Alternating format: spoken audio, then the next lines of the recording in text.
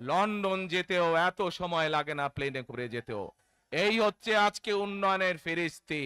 আজকে এই যে ঢাকা থেকে সিলেট বা সিলেট থেকে ঢাকার যে মহাসড়ক, 2005 সালে আমি এসেছিলাম, সুনামগঞ্জে বন্যা হয়েছিল, আমার আসতে লেগেছিল 4.5 ঘন্টার মতন। কিন্তু আজ আমরা দেখি 10 ঘন্টার মতন সময় লাগে।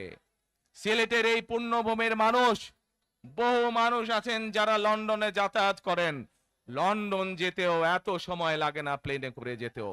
এই হচ্ছে আজকে উন্নয়নের ফিরিস্তি।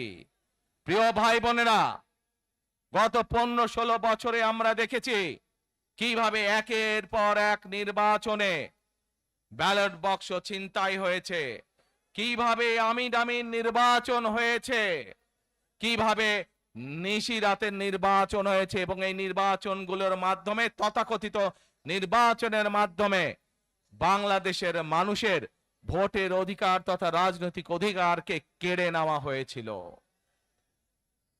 আজ আমরা এখানে একত্রিত হয়েছি সেই মানুষগুলোর জীবনের বিনিময় যারা আমাদের সকলের জন্য রাজপথে নেমে এসেছিল।